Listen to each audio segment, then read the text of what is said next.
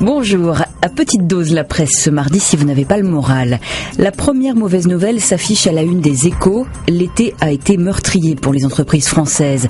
Près de 13 000 procédures pour redressement ou liquidation judiciaire ont été prononcées par les tribunaux au troisième trimestre. C'est du jamais vu depuis 20 ans. S'il y a bien un début de reprise, dit le journal, les petites entreprises peinent visiblement à en profiter. Alors que les premières heures de la crise avaient frappé de plein fouet l'industrie, désormais et depuis plusieurs mois déjà, ce sont les métiers orientés vers les particuliers qui sont les plus fragilisés à cause de la panne de la consommation. La note des impôts locaux va continuer à s'alourdir. Autre bonne nouvelle dans Métro, le budget 2014 de l'État est examiné aujourd'hui à l'Assemblée nationale et il serre la vis aux collectivités locales. Ces dernières vont donc devoir trouver l'argent ailleurs. La pause fiscale pour l'année 2014 s'annonce compromise. Voilà qui ne va pas arranger le moral des Français, déjà entamé si l'on en croit ce sondage dans Le Monde. Selon cette enquête, les prélèvements obligatoires sont jugés excessifs, inefficaces et injustes. 43% des sondés ne considèrent pas le paiement des impôts comme un acte citoyen.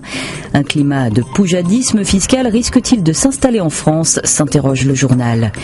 Dans Le Parisien aujourd'hui en France, en tout cas, pas de doute sur la réalité de la crise subie par les plus modestes.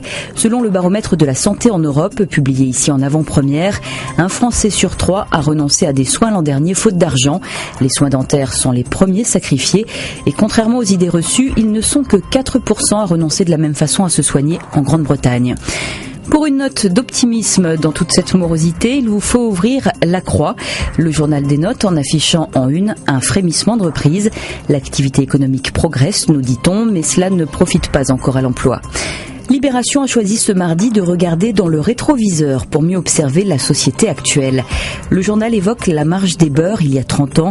Elle s'était enclenchée près de Lyon, aux Minguettes, à la suite de violences policières, puis s'était élargie aux questions d'égalité des droits et de lutte contre le racisme.